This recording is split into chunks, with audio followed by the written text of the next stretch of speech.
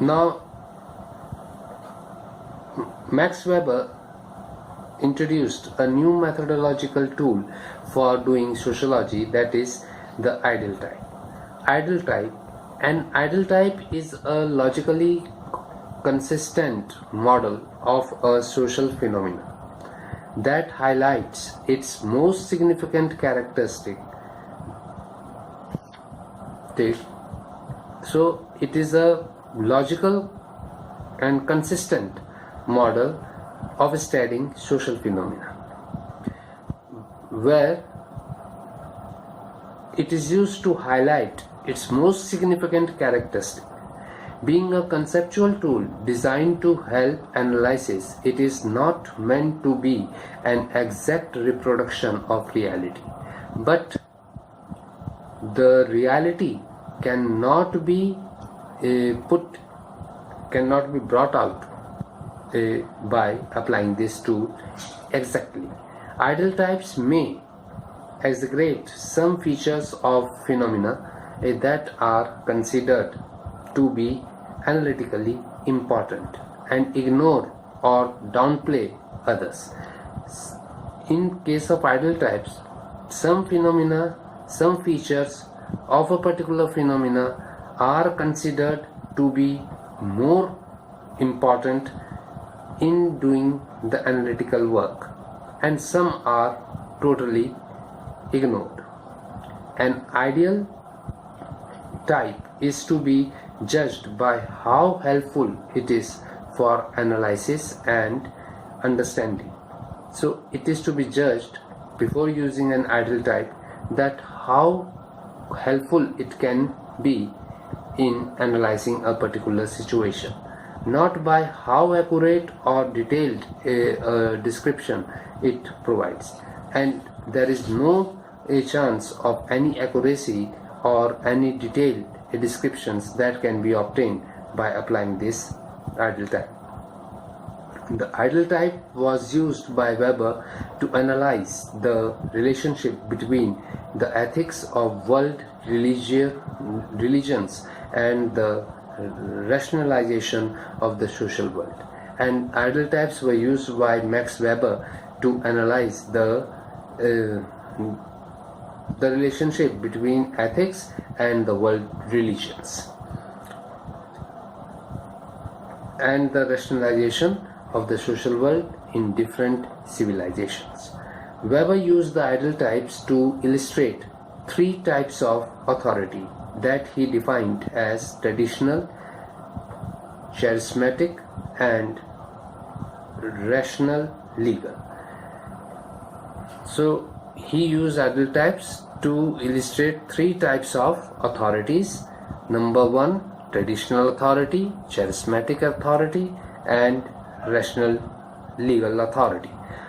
Charismatic authority depends on devotion to the specific and exceptional sanctity, heroism, or exemplary behavior, while the source of traditional authority was custom and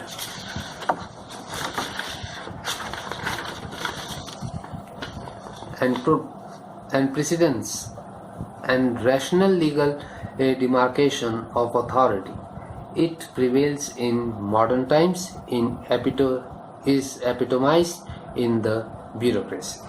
So in case of charismatic authority, where heroism, where a special type of devotion towards a particular thing is taken into consideration. In case of traditional authority, customs, your rituals are taken into consideration, and in case of rational legal authority, the bureaucracy that we are seeing in India is an example of it. Now, bureaucracy is a mode of organization which was premised on the separation of the public from the domestic world. So in bureaucracy it is a type of organization where the public and the domestic world are separated. It restricts the powers of officials in regard to their responsibilities. The powers of the officials are restricted in regard to their responsibilities and did not provide absolute power to them, and it do not provide absolute power to the officials. Weber's characterization of bureaucracy as a modern form of political authority demonstrated human individual actor was both recognized for her skills and training and given responsibilities. So Weber characterized bureaucracy as a modern form of political authority given to a individual actor and both recognized for his skills and training and given responsibilities with the requisite authority, that an individual will be given certain powers and he will use their power, his powers, his skills and his training in carrying out the work that has been assigned to him, the duties that has been assigned to him. According to Weber, bureaucracy is a type of social organization in hierarchical order. So bureaucracy is in hierarchical order. In this order, each person has some power and authority, and every person has some power and authority in accordance to the hierarchy of his status. Its aim is to run the administration of the state, and the main objective of bureaucracy is to run the administration of the state. An ideal type of bureaucracy has the following features. Number one, specified spheres for workers and officials. There are different spheres on which the workers and the officials will function. Number two, hierarchy of official position. There is an hierarchy of official position. There are different stratas, there are different statuses, and at the top, at the middle, at the lower, and many other subdivisions on which the officials will be positioned. Third, functioning of officials in modern bureaucracy. How the officials will work in the modern bureaucratic system. And fourth, office management. Bureaucratic authority is characterized by these features. So these are the features of bureaucracy. Number one, functioning of officials. Within the bureaucracy, officials have fixed areas of official jurisdiction governed by rules, laws, and administrative regulations. In bureaucracy, all the officials have fixed area of official jurisdiction, means they have their fixed areas, they have limitation is being awarded to them to operate, and there are certain rules, laws, and administrative regulations which have to be followed by them. The regular activities of the bureaucratic organization are distributed in a fixed way as official duties, and whatever activities that are performed in the bureaucratic organization, they are official duties and they are distributed in a fixed way. Commands are issued by higher authorities for implementation by subordinates in a stable way, and the higher authorities give command to their subordinates to perform certain duties, bureaucratic duties.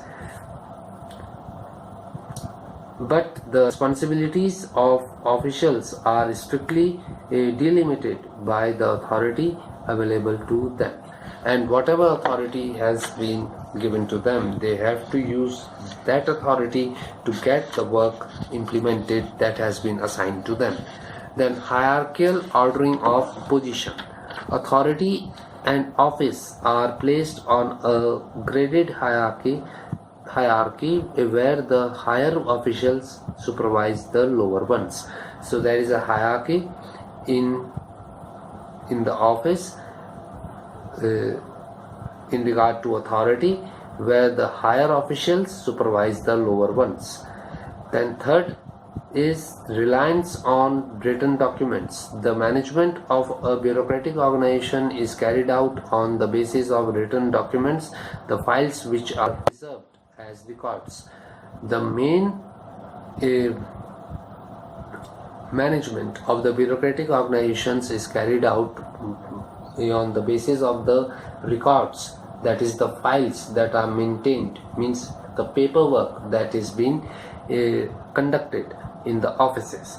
Fourth, office management. As office management is a specialized and modern activity, it requires trained and skilled personnel to conduct operation. As office management is said to be a specialized and modern activity which is performed by trained and skilled persons in a bureaucratic organization. Fifth, conduct of office. And as official activities demands the full-time attention of officials irrespective of their delimited hours or in office. Hence, an official's conduct in office is governed by executive regulations. There are exhaustive rules and regulations which are to be followed by the officials of a bureaucratic organization, and they have to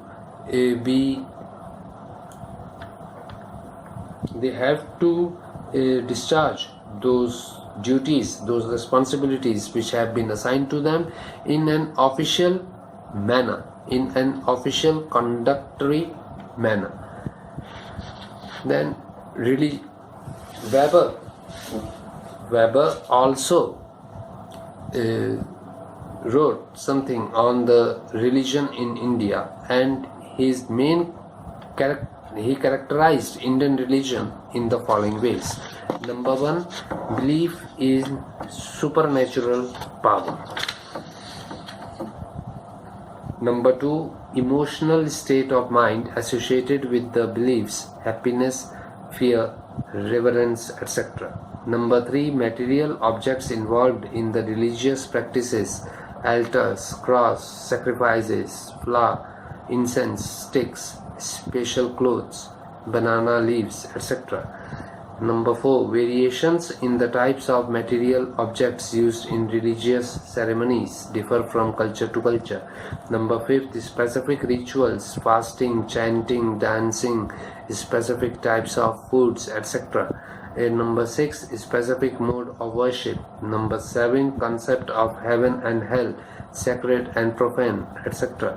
Number 8, a special place of worship. And number 9, generally rituals are performed in isolation, but occasionally it is performed collectively.